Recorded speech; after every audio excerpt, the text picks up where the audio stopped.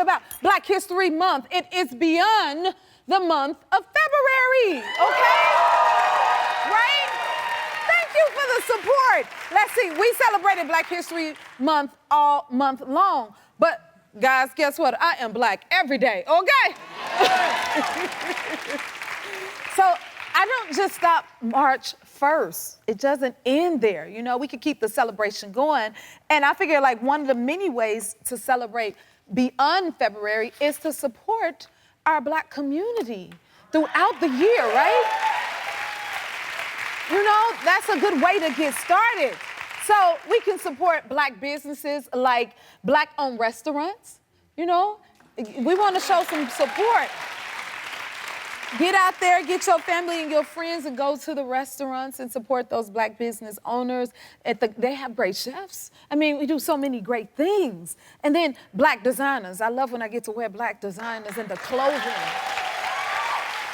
It's so many arts within the craft and all of those good things. So make sure you support them as well, okay? And then there are Black-owned bookstores as well. Make sure you get out there and support them with Black authors, with such amazing stories and creatives in so many ways. There's amazing musicians and things like that. I love a good old concert, honey. And listen, yes. I mean, if you think about it, it's so many different facets you have. You can, whatever form of art that you love or things you love to do, you know, you can find ways. It's so many Black creatives that you can support in that way, okay? What about James Baldwin? You could get, or Toni Morrison, Maya Angelou. I mean, these are legends and icons. And see Black films and plays. Like I was in a play, Color Purple. Anybody see that play? You could see that in theater, or you could even go see some films or pull them back up. What about the old classic Dreamgirls? Go look at that. All right, honey. Oh, another one of my favorite films was Hidden Figures. Anybody watch that? And it was mathematicians in that. We even have some amazing Black teachers that I'm sure a lot of kids are inspired by each and every day in school, you know? So make sure you support the teachers and all of those that's supporting our children as well, okay? And then one thing I have not done that I want to do is go to a Black museum. So I would love to gather some friends and go and have that experience together. And I'm sure I will find some inspiration within that and have an amazing moment with my friends. And the best part is, guys, you don't have to be Black to do it. You can gather all your friends and family. And one place that's always open that I know we know about, it is nothing like going to the Black church and having that experience. And that's open all year long, okay? Make sure you check it out. And I have to say, lastly, think about all the amazing artists that came from the church. Miss Aretha Franklin was one of them. Okay? Miss Whitney Houston was another one of them. And I gotta throw myself up in there. Miss Jennifer Hudson was one of them too, okay? With that being said, there are so many Black gospel greats. You got Yolanda Adams, you got the Clark sisters, you got Donnie McClurkin. I mean, Mahalia Jackson was one of them. The list goes on and on and on. So again, it doesn't end there. So make sure you guys support the Black culture and know that we can do this all year long. I hope that inspires you in some way. Make an event out of it, immerse yourself into it. We love to celebrate here at the Jennifer Hudson Show. So it's time for the segment, What Are You Celebrating? Okay? Let me see. Because everybody is welcome here at the happy place. Where is Michelle? Come on over, Michelle. I like those shoes. How are you? Amazing. All right. Tell me, what are you celebrating today? I am celebrating me, first of all. Yes! So let me tell you why I'm celebrating me. The first thing that I did was, I'm from Oakland, California. Come on. I left Oakland. I haven't even been here a whole week yet. Wow. I'm pursuing my dream. That's beautiful. Right? Yes. I have an online clothing store. See? Right? Online clothing store. My brand is called Me Versus Me, and it became from, I lost 130 pounds. Oh, my goodness. So every day. Yes!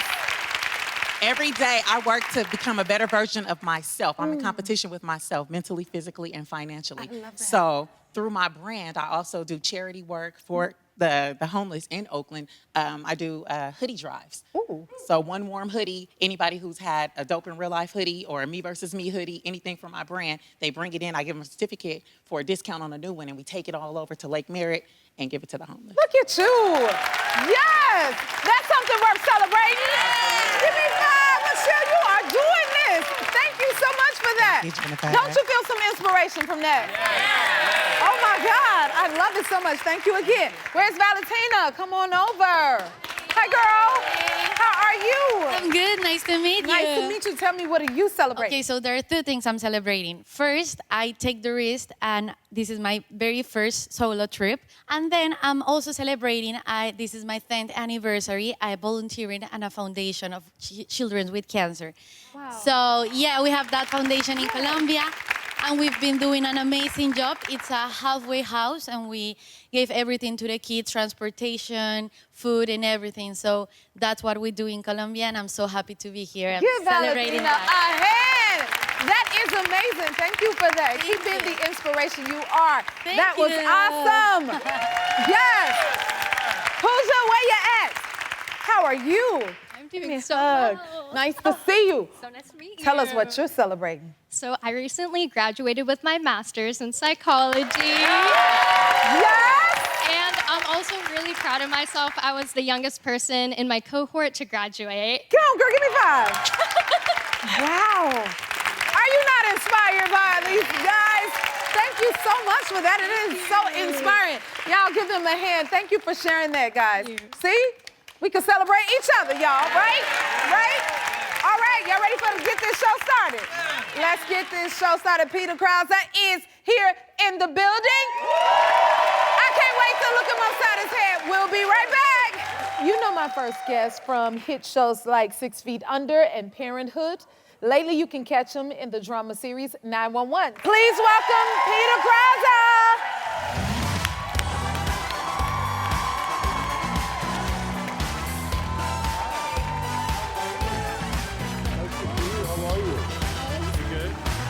Very nice. Good to see you. You bet. My pleasure. Yeah? Do you feel the love, Peter? Fantastic audience. They are awesome. Yeah. Did you enjoy the spirit tunnel? I saw you. You did see me? Okay. I got a brief, introduction that they were going to do that, but I had no idea it was going to be so spirited. Yes. Yeah. That's what we're about. Yeah. Getting our spirits high. No, get you pumped up. That's right. You're from the Midwest like me, so we got I that. am. And I'm telling you in common, and then being from the Midwest Yeah. as well. Now, what did your parents have to say about you getting into entertainment? They weren't incredibly supportive in the beginning. They both grew up in farm towns. Oh, and really? so when I was in college and I decided to drive to Chicago to audition for NYU, which is where I went to grad school for acting. But then I had to fly to New York. That's actually the first flight I ever took. I was in college, and the first flight I ever took was to New York to take class and audition at NYU. So that was the very beginning, Wow. yeah. Okay. Yeah. That reminds me, because my first trip was to New York, too, after being eliminated from American Idol. So it's kind Wait, of a was that connection. your first flight? That was my first time being in New York. And I thought Okay. I landed in Chicago because New York looked just like Chicago. I went on a tangent. But it looked just like Chicago to me. Now, when did you realize that entertainment was what you wanted to do? I'm sorry, I have to stop. How do they pass you over on American You just Idol? got my mind juggling. I know, like, but I mean, it doesn't yeah. make any sense that they didn't pass you forward. And I'm interviewing you. You know what? But that was 20 years ago for me, too. Oh, it just was? like, yeah. Oh, okay. So, Yeah. But you know what? I'm still here. Like, look at me now, 20 Yeah, years look later. at you now. You see? So, and I mean, I've been able to do some amazing things, but you got to work with Carol Burnett? Like, what I was did. that like? So that was my first job. So when I got Your the first job? Well, not First job. I mean, I did other things like insulated houses and but my first acting gig was straight out of grad school with Carol Burnett over at Disney, not too far away from here, and we did a sketch comedy series called Carol and Company. Oh my God. She was fantastic first boss, and the show was called Carol and Company. And the first day for the table read, she came wearing a shirt that said the cast members were Terry Kaiser, Richard Kind, Megan Faye, Anita Barone, and myself. Oh my God. And so instead of Carol and Company, she had a T-shirt printed up that said Terry, Richard, Megan, Anita, Aw. Peter, and Company. That is lovely. Yeah, she's very cool. Fantastic first boss to have in the biz. A first boss. I gotta Yeah. ask, were you nervous to work with someone like that?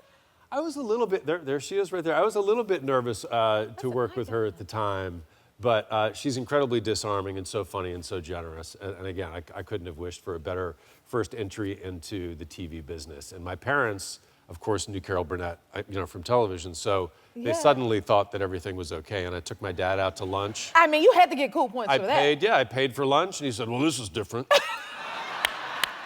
So, Once I started making some money, he was okay.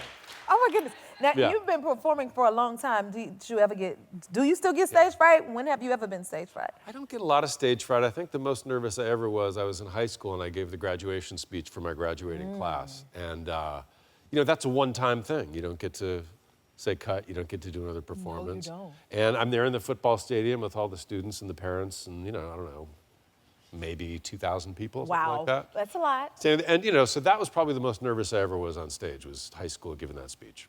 You're brave. Listen, will you stick around for a little bit longer? I certainly will. All right, more with Peter when we come back.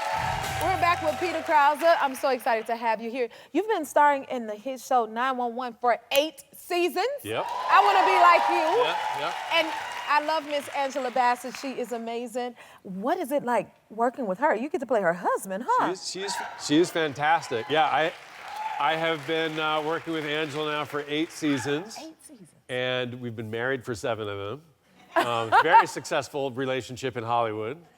No, she's a blast to work with. I think that people don't give her enough credit for how funny she is. Yes. But she is such a warm individual and so on top of it. I mean, she's a real pro, and I'm very fortunate to get to work with her. And it's been a fantastic 8 years. I can imagine. Yeah. She got to play my mom, so I got a little taste of it. I didn't get a Yeah. whole 8 years, but Yeah. I'm working on it. Yeah, well, she did say give my love to my little darling, so. I love you, Angela. Come back and see us at the happy place, okay? Yeah. All right, since you starred in 911, I thought you could give us the 411. And I'll ask you some life questions. Okay. And then you fill us in, Okay. all right? Well, we'll see. Okay, we got Peter, going? let's see. Where's the weirdest place a fan has recognized you? Okay, well, I was at a Dodgers game, and Y'all can give it up. yeah, and I walked into the restroom, But it is a weird place. and he turned around from where he was and said, "Oh my God!" And he held out his hand, and I said, That can happen. "We're not shaking hands." How do you get out of that? But I was you just give 'em a like, dap? yeah, I'm like, good, nice to meet you. Nice to Good meet see you. you too. But like, That is yeah, hilarious. meeting people in the restroom is not ideal. Okay, I love that. Okay, emergency situation. Yeah. You're stuck in an elevator with one person. Who would you want it to be? Easy, Angela Bassett. Come on, Angela Bassett. As if there's Good an answer. emergency, You're a good TV husband. we'll get out of there. You'll get out of it, Yeah. okay? Do you ever fall asleep on set? What's your favorite place to take a nap? I mean, Sleeping on I the job. certainly have fallen asleep on set. I have a bad feeling about this. Oh, God. Yeah, He sleep here. yeah, that's the work of Kenneth Choi right there. Oh, boy. Yeah, looking real good. Oh, God. That's a good nap. That was a little nap. quiver there. Yeah. Let's see. You play a first responder. Have you ever needed a first responder in your own life? There was a time I was filming a miniseries in Albuquerque, New Mexico, and I grew very fond of the green chili cheeseburgers I could get at Wendy's. And so Where's this going? I know, right? I'd flown back to LA Anyway, I got a couple of green chili cheeseburgers, and I was eating them very quickly because I was hungry, and I started to choke. Like I couldn't breathe. Like I couldn't. Air wasn't going down my airway. So I thought I was alone in my hotel room. No. What did know. you do? I basically performed the Heimlich on myself. Really? Did the thing and did over the counter, and it worked. Well, thank God. I first responded myself. Yes, you better give me 5 for that. He first responded Here we go. himself. Ooh, this is a good one. And Okay. 6 feet under. Yeah. Were the bodies in the funeral home real people or dummies? Sometimes they were actors. Sometimes they were latex, molds or whatever. Like they had to do. If you haven't seen the show, this is a spoiler alert. They did have to do a cast of my head and my body for a scene where I had to be looking at myself. Did that creep you out? So it did, yes. Oh, well, you're a hero, and we're happy to have you here. Will you come back again and see us? I will. All right, Very much so. 911 airs Thursdays on the ABC and the next day on Hulu. We'll be right back. We really do have the best audience, don't y'all agree? Yes. There is an especially beautiful couple here today in the audience who have no idea that they're my next guest. Michael and Lawrence, yes, I think you need to come on down here right now, baby. Right now. Surprise! Hi, you two. Thank you so much for being here. Oh, wow. Are you surprised? Yes. Yeah. I wasn't. Y'all tricked me. You're Michael and you're Lauren. Yes. And you guys spent the anniversary here last year. Yes, we did. And you also wrote a letter. Yes, y'all give him a hand. Michael, can you read the letter that you wrote for us? Sure. All right, let me get myself together. Get yourself together. Aw. Hello, Jennifer Hudson Show. My husband Lawrence and I met 18 years ago and celebrated 7 years of marriage last October.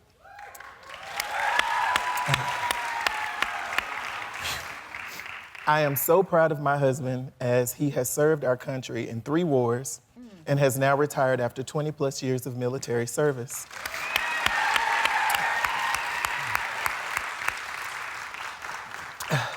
Our wedding day was amazing, and we were featured on a few blogs as well as some online publications. After seeing backlash and hateful rhetoric from people who didn't agree with same-sex marriage, we felt the need to do something about it. We created a platform called Black Gay Weddings that serves as a safe space for Black and interracial LGBTQIA+ couples to share their love stories. After receiving over now 400,000 followers on social media, we're growing and showing the world that love is love. Thank you, Jennifer. Aww. We love you. I love you. You're gonna make me cry now. Woo, woo. Oh my goodness, that was so beautiful. And your love is beautiful. It's a beautiful sight to see. So congratulations on that. Can you tell us, guys, what do you do with your platform? You wanna go first? Oh. What you got, Lauren? Wow. Black Gay Weddings is a platform that it celebrates and promotes love, diversity, and equality within the LGBTQIA+ community. We feature couples who had not been featured before. Mm-hmm. You know, I mean, for us, representation matters, and we love our community because we are showcasing some of the best, some of the most fabulous weddings we've ever seen in our entire lives. I'm sure they're fabulous too. Oh my goodness. Yes. I could feel your passion, but how does it make you feel to give visibility to other couples, to these couples? Oh, Lord, we get so many amazing emails and DMs and stories from couples all over the world, as far as Africa to London. And there are countries that, you know, it's still criminal to be gay. And they write us stories and they say, hey, you know, thank you so much for what you're doing. We were able to have our company featured at Essence a couple of years ago. We were one of the first Black queer spaces represented at Essence in the marketplace. And we had our magazine and beautiful displays of couples like you see on the screen back there. And my most memorable story was a young lady who walked up and saw the displays and all the love. And she had shared with us that her parents had disowned her after she had come out to them. And of course, we cried together, and then I gave her our telephone number, and we connected her to some resources on her campus that could help her. And we lost contact with her. I would love to know where she is now, but hopefully she's thriving and doing well. But it's stories like that that gives us the drive to keep doing what we're doing. That is so beautiful. Oh my goodness. Woo! And you not only feature couples, but you also help them with their weddings. Can you tell us how so? Yes, we actually, when we were going through the wedding planning process, we were having to vet vendors, and we just felt like that was so demeaning to have to say, well, are you okay with servicing same-sex couples? Right. It You should know, be a beautiful experience. Exactly. Right. So we decided that we would go ahead and start what we call the LGBTQ biz list. And we vet vendors. We have photographers, videographers, wedding planners, cake chefs, caterers. Wow. And we just think that love is something that you shouldn't have to question. You shouldn't have to. Right.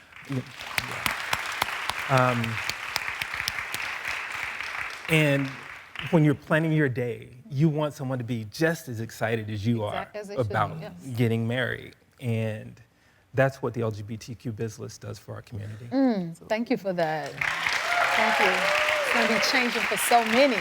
And I love that first of all, you guys are so sweet. Thank you for being here. And thank you for celebrating your anniversary with us last year. Did you have fun? Yeah. Always have fun. Oh my goodness. So fun. Thank you for choosing us to spend it with. Well, I think your anniversary here should be a tradition. So we're giving you 2 special tickets so you can come back and celebrate every year with us. This is for you guys. We welcome you, we love you, we celebrate you, and we want you here, okay? So come anytime. Thank you so much for what you do. I hope you're surprised, and I hope you come back. We'll be right back. With Black History Month coming to a close, I want to honor an amazing woman in my audience. It's time for Who Runs the World?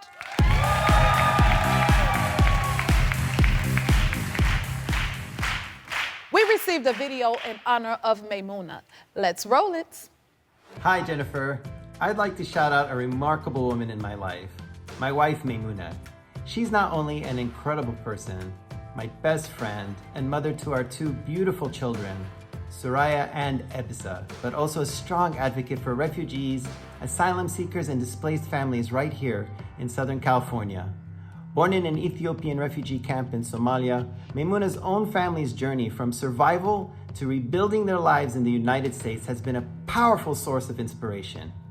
14 years ago, she and her mother founded TIA, an award-winning nonprofit whose name means my love in their native language of Afan Oromo. 4 years later, she founded its social enterprise, Flavors from Afar. Both have been a beacon of hope for thousands of individuals, helping rebuild their lives after loss by offering support and building community during their darkest and most vulnerable moments. Maymuna is my superhero, and I want her to know I'm endlessly proud and honored to be on this journey with her and our children. I love you, honey. I just know how much you give and how important your gifts are. With Maymuna's work, I have been able to be an ESL instructor for other refugees. I have been able to be a chef. I am incredibly proud of you. I look forward to seeing what you accomplish next. You don't just serve food, you serve hope, love, and opportunity. Love you, miss you, can't wait to see you and the kids, and Shukri. Take care. I love you, Mommy. Congratulations, Mom, you're a superwoman. Aww. Maymuna, come on down here, girl. Come on. Give her a hand, y'all. Yay!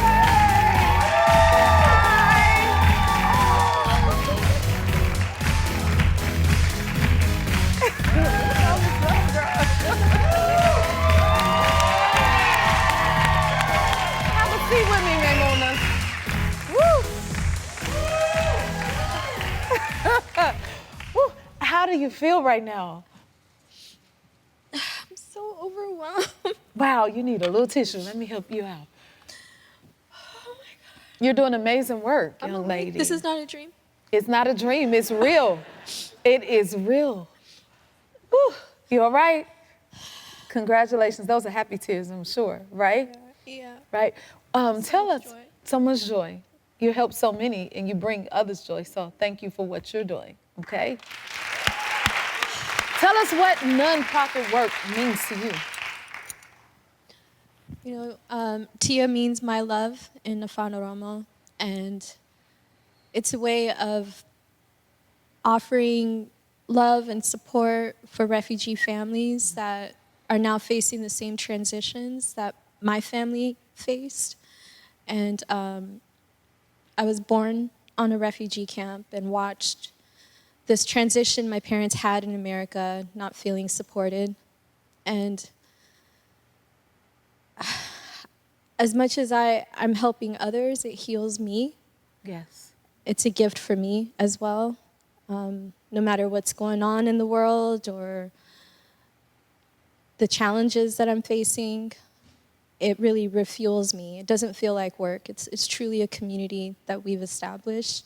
Did you think about the impact that your work would do and the impact it would have on others? Never. It was just a hope. Take your time, honey. Yeah. Yes. You deserve this moment. You know, every family that we serve, the parents that we work with, all I could think about is how I wish my parents had this type of community around them before. Mm-hmm. And I did not expect this at all. You deserve it. You really deserve it. Tell us about some of the resources TIA provides for refugees. Yep. So at the TIA Foundation, we have 3 programs. The focus is family services, economic advancement, and community engagement.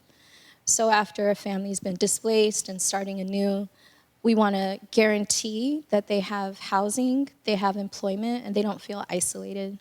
It's all interconnected. And through that community, there's a sense of wellness and healing that happens where we just honor and celebrate their journey of survival. Wow. Well, you keep doing what you're doing. You're going to inspire so many others, and so many will feel protected because of you. That is so amazing. And Maimouna, thank you for being here. For more information on TIA and to donate, visit TIA.org. Thank you for inspiring so many, being a girl who runs the world, because you do. Oh my goodness. We'll be right back. Give our hands, y'all. My next guest is a trailblazer in the field of marine science, and her fight for acceptance and inclusion is incredible. From Greenwood, South Carolina, please welcome Dr. Tiara Moore. You are one of a kind, girl. Annie. Thank you for being here. Thank you for inviting me. I love your energy. You are worth celebrating. Oh, I'm about to pass out, y'all. Now, you're known as a curly scientist? Yes. Okay, tell us what you do. So I usually I have my natural hair out because I like to embrace, being black. Yes. So I have my curls, and so that's where the curly scientist comes from. But I actually am wearing braids right now, and this leads to what my job is because this braided hair is made out of banana fiber. Yeah. Go ahead and feel it. Really? It's from a black woman-owned company called Rebundle. And so when you think about synthetic braiding hair, it actually has a lot of plastic in it. And all of that plastic pollution ends up in the ocean. And so I am a marine ecologist, and that's exactly what I study, water quality of the ocean. You hear that? Have you always wanted to be a marine ecologist? No, I didn't even know what a marine ecologist was growing up. Yeah, I actually went to school, pre-med, thought I wanted to be a pediatrician, but then I realized I did not like working with kids like that. Okay. Just be honest. But then I wanted to stay in biology because I had taken all these courses, right? Yes. So there was this one course called Tropical Ecology. And I only signed up because they were going to Costa Rica for spring break. So and that's how you fell into your...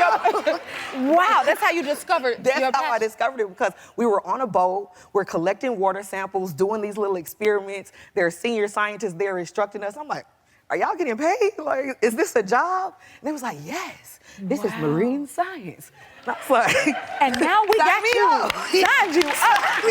This is amazing. What experience is like entering this field as a black woman? So there have been times, Jennifer, when I have literally introduced myself like, hey, I'm Dr. Tiara Moore, I'm a marine scientist, and people would say, oh, you can swim? Stop it. Oh, you get your hair wet? Yeah, so there is a level of people don't even expect to see black people in this space at all as a scientist, like in the marine, in the water. So me being a scientist, especially at the PhD level, it's just been a lot of adverse, just negative, just trash, to be honest, of like me going to different conferences, people like literally asking me to go get them coffee, and I'm the keynote speaker. Come on, but you the keynote speaker though. I'm the keynote speaker. What? But yeah, those are the things that happen for me, just wanting to study the ocean, wanting to scuba dive, wanting to just chill with the fish. And sometimes I'm not able to do my job, and that's ultimately what led to me starting my nonprofit, Black and Marine Science. Tell us about that. Yes. So BIMS, BIMS brings me joy. So BIMS was founded in 2020, and I finished my PhD actually at UCLA. I did my PhD at UCLA. Go Bruins. You better skip through. You know, yes. Go Bruins. I did my master's at Hampton. Got to shout out my HBCU as well. Yes. And so, just being like getting out of the school, going to be a scientist. Like, you know, I earned my seat at this table. You did. But the table was raggedy. The table was broken. I didn't want to sit at that table anymore. And so that's what really led to me tweeting one day, hey, where are the other Black marine scientists at? Where is my community? Yes. Because for me, after I finished in 2019, we went right into a pandemic. So I went from working in the lab, being the only Black person in the lab, and then now I'm like, at home by myself. Yes. And then all these, I would say, racial-based traumas. Y'all saw the murders of George Floyd, Breonna Taylor, all of these things happening around us. And for the first time, my colleagues started sending me like $10 for coffee and asking me, oh, Dr. Moore, you've never experienced racism, right? And I'm like, from y'all. Like, I experience racism every day. And so it really made me realize, like, oh, they don't even know what they're doing to me. And so I need to start speaking up more. Like, I literally need to be the change that I want to see here. And so that's why I started Black and Marine Science. That is amazing. You just breaking all the walls and bear us down. I love to see it. Well, we have a little surprise for you from a couple of familiar faces. So take a look. Cool. Hey, Dr. T, it's Lynette, and I just wanted to share how inspired I am by you. You're a true embodiment of joyful leadership and Black excellence. Dr. T, you are an inspiration. You've done what I thought at one point was impossible. I never expected to meet so many Black people interested in marine science, ocean science, or just the ocean in general. Not only have you and Black and Marine Science helped me develop more professionally, but also have built a phenomenal community that is nowhere else in this world. Hey T, it's Simone girl. I am so proud of you and everything that you're doing. I love the way that you are letting God use you and your gifts, even when it makes you uncomfortable, and for you trusting Him so that you are able to create amazing opportunities. Dr. T. Moore is absolutely fantastic. She is like a modern day superhero. Not only is she amplifying the voices of scientists in the community and creating spaces for women in the culture. Hey Dr. T, it's Jasmine. I just want to say congratulations on all of your achievements. You are a force with nature, and I am so glad that everyone else is seeing that. Thanks to you, I know now that my voice matters, that joy is a form of resistance, and how to lead with passion and purpose. Joy is a form of resistance. Yes. Joy is a form of resistance. I absolutely love it. We have literally implemented a joy-centered leadership model at Black and Marine Science. I just published a paper on it. You can Google it. Yes. But it is about, because what we're talking about, if you think about climate change, nutrient pollution, sea level rise, all of these things matter. Like, y'all breathing right now? Yes. That's because of the ocean. So we have to protect it, but we also have to acknowledge that, again, just me being a Black woman, I'm not always accepted in this field. So how do I work on such a hard topic when people are pushing me out? I have to find the joy in knowing that Black folks who are gonna get support by my research need it, and that's my grandma. Yeah, come on. That's my grandma, and that's who I'm doing this for, and that brings me joy. I love that. You bring us joy. Thank you so much. You keep doing what you're doing because you are necessary. We'll be right back.